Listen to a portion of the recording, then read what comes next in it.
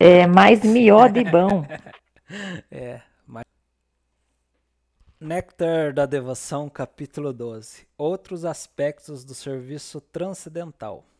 Ouvir as escrituras reveladas. Segundo Srila Rupa Goswami, considera-se escrituras revelada todo livro que esclareça o que diz respeito a como avançar em serviço devocional.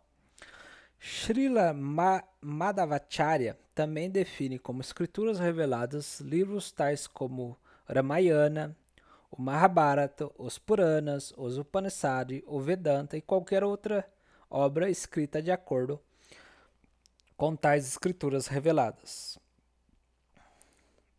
No Skada Purana existe a segunda declaração.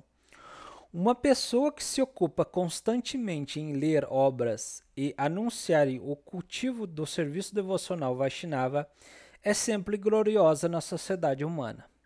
E não resta dúvida de que o Senhor Krishna fica satisfeito com ela. Uma pessoa que com muito cuidado mantém tais obras em casa e lhes oferece respeitosas reverências, livra-se de todas as reações pecaminosas e por fim passa a ser digna de adoração dos semideuses. No Skada Purana existe a seguinte declaração. Uma pessoa que se ocupa constantemente em ler obras a anunciar o cultivo do serviço devocional Vaishnava é sempre gloriosa na sociedade humana, e não resta dúvida de que o Sr. Krishna fica satisfeito com ela.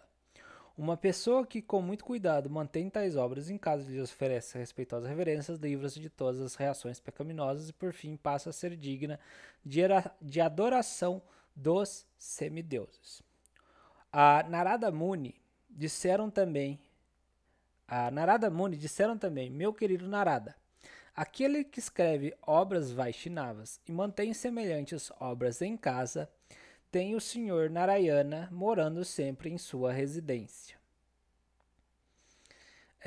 No Srimad Bhagavatam, declara-se, o Srimad Bhagavatam é a essência de toda a filosofia Vedanta. Qualquer pessoa que de uma maneira ou outra tenha se dedicado a ler o Srimad Bhagavatam não é capaz de gostar de ler alguma outra obra. Em outras palavras, não é possível que alguém que tenha saboreado a bem-aventurança transcendental do Srimad Bhagavatam se satisfaça com escritos mundanos. Residir em Mathura. No Varaha Purana, há uma declaração em louvor aos bairros residenciais de Mathura. O Senhor Varaha diz aos homens da terra: qualquer pessoa que se sinta atraída por lugares à parte de Mathura será certamente cativada pela energia ilusória. No Brahmananda Purana, afirma-se que se podem alcançar todos os resultados obtíveis de viajar por todos os locais de peregrinação que existem nos três mundos com os simples atos de tocar na terra santa de Mathura. Em muitos shastras, escrituras, é dito que com o simples ato de ouvir falar da terra de Mathura, de lembrar-se dela, de glorificá-la, de desejá-la, de vê-la ou de tocá-la, pode-se realizar todos os desejos. Prestar serviço aos devotos. No Padma Purana, há uma bela declaração em louvor ao serviço aos Vaishnavas, ou devotos. Nessa escritura, o Senhor Shiva diz a Parvati: minha querida Parvati, diferentes são os métodos de adoração, e de todos esses métodos, considera-se que a adoração à pessoa suprema é o método mais elevado. Porém, ainda superior à adoração ao Senhor é a adoração aos devotos do Senhor. Uma declaração similar figura no Srimad Bhagavatam: que eu me torne um servo sincero dos devotos, porque servindo-os pode-se oferir o serviço devocional imaculado aos pés de lótus do Senhor. O serviço prestado aos devotos reduz todas as condições materiais miseráveis e desenvolve dentro da pessoa profundo amor devocional pela suprema personalidade de Deus. No Skanda Purana, há uma declaração similar. Aqueles possuidores de corpos marcados como tilaka, simbolizando o búzio a roda, a massa e o lótus, e conservam as folhas de tulice sobre suas cabeças, e cujos corpos estão sempre decorados com Gopichananda, mesmo que vistos uma só vez, podem ajudar aqueles que os vê a se aliviar de todas as atividades pecaminosas. No Srimad Bhagavatam encontramos uma declaração similar. Não há dúvida de que uma pessoa se livra de todas as reações a atividades pecaminosas depois que visita um devoto, ou que toca em seus pés de lótus, ou que lhes dá um lugar para se sentar. Até mesmo por se lembrar das atividades dos Vaishnavas, a pessoa se purifica, juntamente com toda a sua família, e que se pode dizer então de se prestar serviço direto a ele. No Adi Purana, há a seguinte declaração do próprio Sr. Krishna, dirigida a Arjuna: meu querido Partha, aquele que afirma ser meu devoto não o é. Somente aquele que afirma ser devoto de meu devoto é realmente meu devoto. Ninguém pode se aproximar diretamente da Suprema Personalidade de Deus. Devemos nos aproximar dele por intermédio de seus devotos puros. Por isso, no sistema das atividades Vaishnavas, nossa primeira obrigação é aceitar um devoto como mestre espiritual, e então prestar-lhe serviço. Shri Rupa Goswami afirma que os grandes acharyas e devotos do Senhor aceitam todas as citações tiradas de diferentes escrituras que são dadas no Bhakti Rasamrita Sindhu.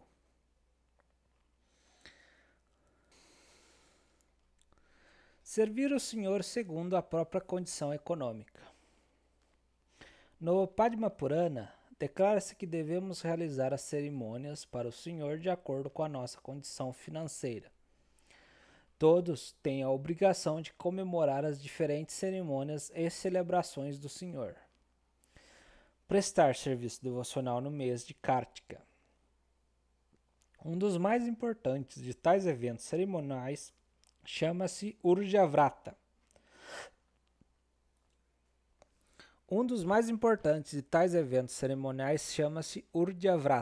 Comemora-se o Urja Vrata no mês de Kartika, outubro para novembro. Especialmente em Vrindavan, há um programa específico para se adorar o Senhor no templo em sua forma de Damodara, a qual se refere a Krishna quando sua mãe Yashoda amarra-o com as cordas. É dito que, assim como o Senhor Damodara é muito querido por seus devotos, o mês conhecido como Damodara ou Kartika também lhe é muito querido. Recomenda-se especialmente que se realize em Mathura a prestação de serviço devocional durante o Urja Vrata, no mês de Kartika. Muitos devotos ainda seguem este sistema. Eles vão a Mathura ou a Vrindavana e lá permanecem durante o mês de Kartika, especialmente a fim de prestar serviços devocionais durante esse período.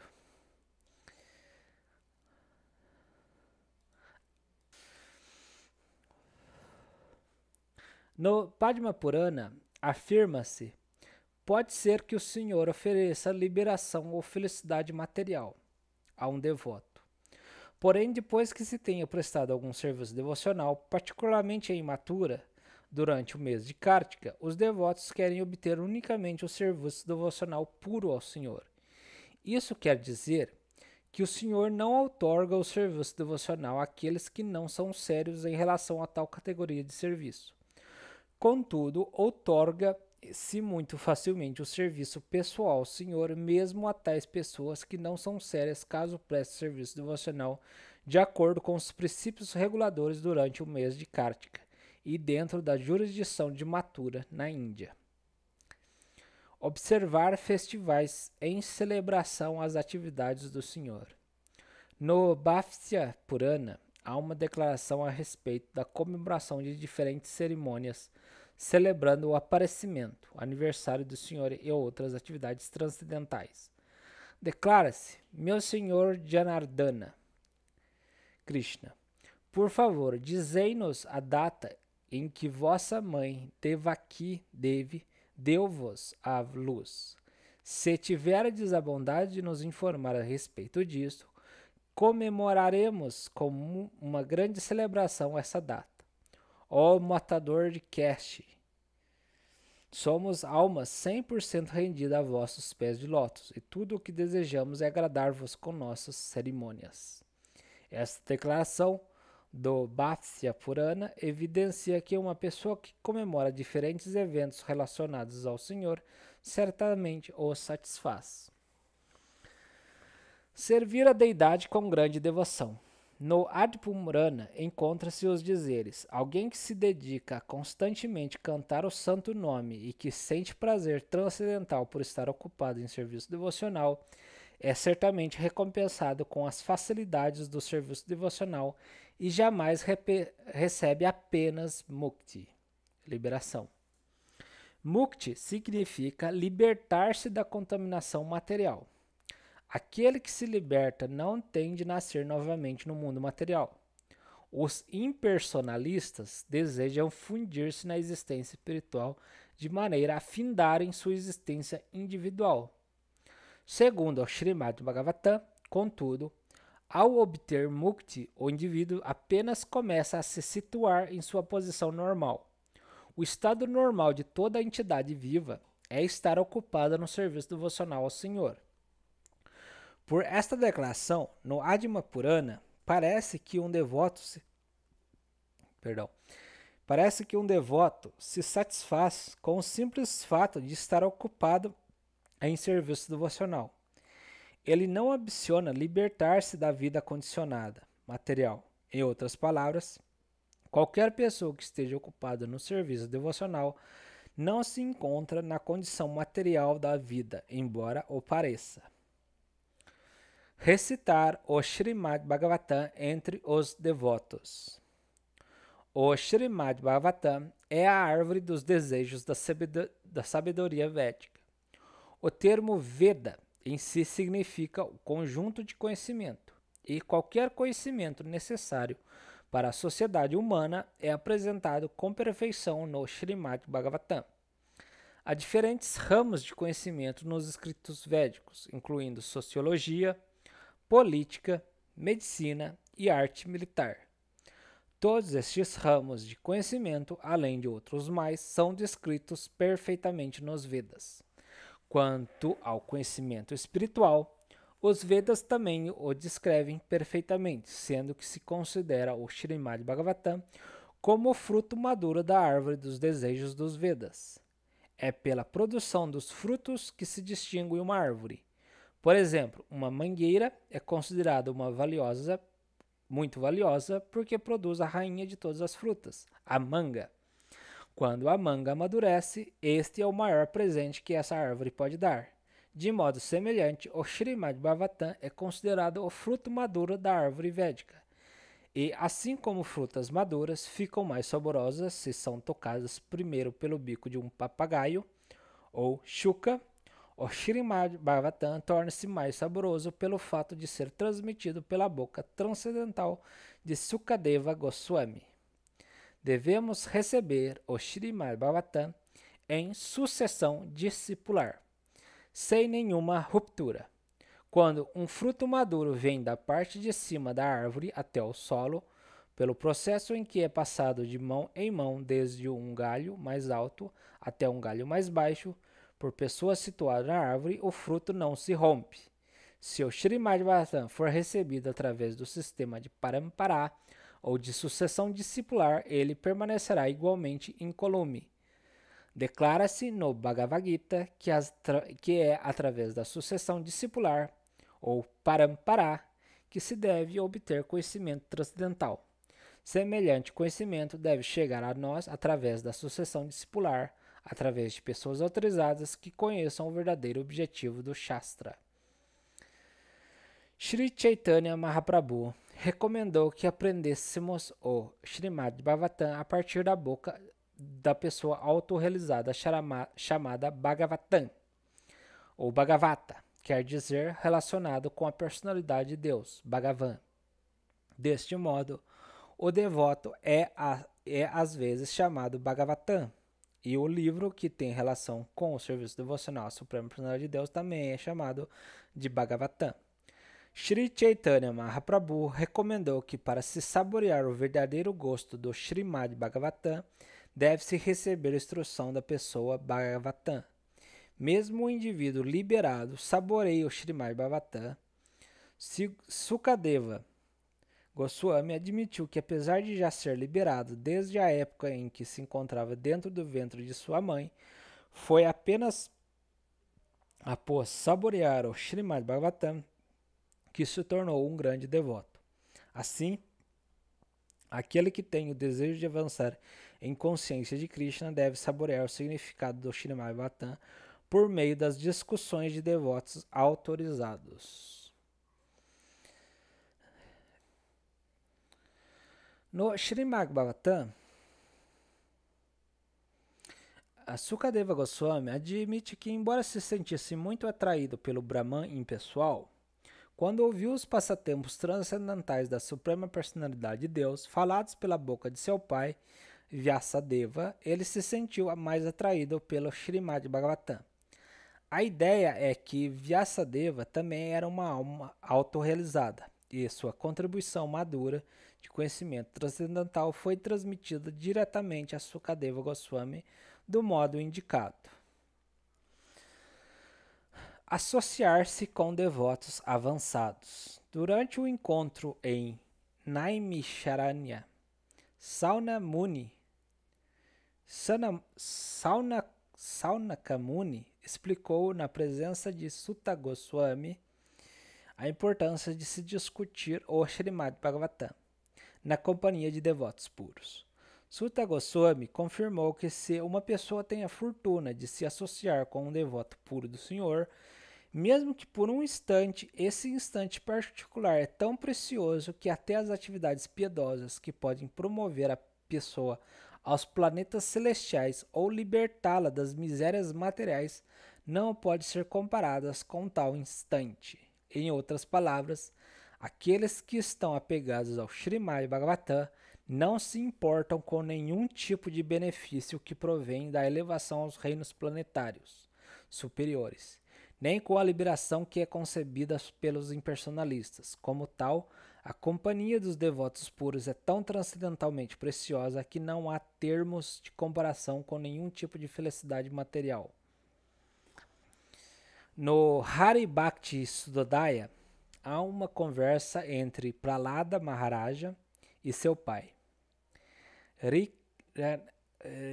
Hiranyakashipu, na qual Hiranyakashipu se dirige a Prahlada desta maneira: meu querido filho, é de grande significância que temos por companhia, pois somos como um cristal que reflete tudo o que é colocado diante dele. Similarmente, se nos associarmos com devotos do Senhor, que são como flores, e nossos corações estiverem cristalinos, certamente também ficaremos como flores. Outro exemplo dado a esse respeito é que quando um homem potente e uma mulher saudável conjugam-se, acontece a concepção. Da mesma maneira, se aquele que recebe o conhecimento espiritual e aquele que transmite o conhecimento espiritual forem sinceros e autênticos, haverá bons resultados. Cantar o santo nome do Senhor. No Srimad Bhagavatam, enfatiza-se muito fortemente a importância de se cantar Hare Krishna, Krishna Krishna, Hare Hare, Hare Rama, Rama Rama, Hare Hare. Ali, Sukadeva Goswami diz a Maharaja Parikshit: meu querido rei, se o indivíduo possui apego espontâneo ao cantar do Mahamantra, Hare Krishna, deve-se concluir que ele já alcançou a fase de perfeição máxima. Menciona-se especificamente que os karmis, que ambicionam os resultados frutivos de suas atividades, os salvacionistas, que ambicionam fundir-se com a pessoa suprema, e os yogis, que ambicionam perfeições místicas, poderiam alcançar os resultados de todas as fases de perfeição, caso simplesmente cantassem o Mahamantra. Sukadeva usa a palavra Nirnitan, que significa isso é indiscutível. Ele era uma alma liberada, em virtude do que não podia aceitar nada que não fosse conclusivo. Assim, Sukadeva Goswami realça especialmente que já se concluiu que se deve considerar que a pessoa que tenha chegado ao estágio de cantar o Mahamantra Hare Krishna com determinação e constância já passou pelas provações das atividades fruitivas, da especulação mental e do yoga místico. No Adma Purana, Krishna confirma o mesmo ponto. Ao se dirigir a Arjuna, ele diz: deve-se considerar que qualquer pessoa que se dedique a cantar o meu nome transcendental está sempre em minha companhia. E posso te dizer com toda a sinceridade que, para um devoto desta categoria, torno-me facilmente adquirido. No Padma Purana também se declara: o cantar do mantra Hare Krishna se faz presente apenas nos lábios de uma pessoa que por muitos nascimentos tem adorado Vasudeva. No Padma Purana declara-se ainda: não há diferença entre o santo nome do Senhor e o próprio Senhor, de modo que o santo nome é tão perfeito como o próprio Senhor em plenitude, pureza e eternidade. O santo nome não é uma vibração sonora material, tampouco possui alguma contaminação material. Alguém, portanto, que não tenha conseguido purificar seus sentidos, não pode cantar o santo nome sem ofensas. Em outras palavras, os sentidos materialistas não podem cantar de maneira apropriada os santos nomes do Mahamantra, Hare Krishna. Aquele, no entanto, que adota o processo de cantar, recebe a oportunidade de purificar-se verdadeiramente para que possa, muito em breve, cantar sem ofensas. Chaitanya Mahaprabhu recomenda que todos cantem o mantra Hare Krishna, precisamente para limpar a poeira do coração. Caso façamos tal limpeza, poderemos realmente compreender a importância do santo nome. Aqueles que não se sentem inclinados a limpar a poeira de seus corações, mas que querem conservar tudo como se encontra atualmente, não poderão conseguir o resultado transcendental que se alcança com o cantar do Mahamantra Hare Krishna. Em razão disso, o indivíduo deve ser encorajado a desenvolver sua atitude de serviço para com o Senhor, porque isto o ajudará a cantar sem cometer ofensa alguma. E assim, orientado por um mestre espiritual, o discípulo é treinado a prestar serviço e, ao mesmo tempo, a cantar o Mahamantra Hare Krishna. Tão logo desenvolvemos nossa atitude espontânea de serviço, poderemos compreender a natureza transcendental dos santos nomes do Mahamantra.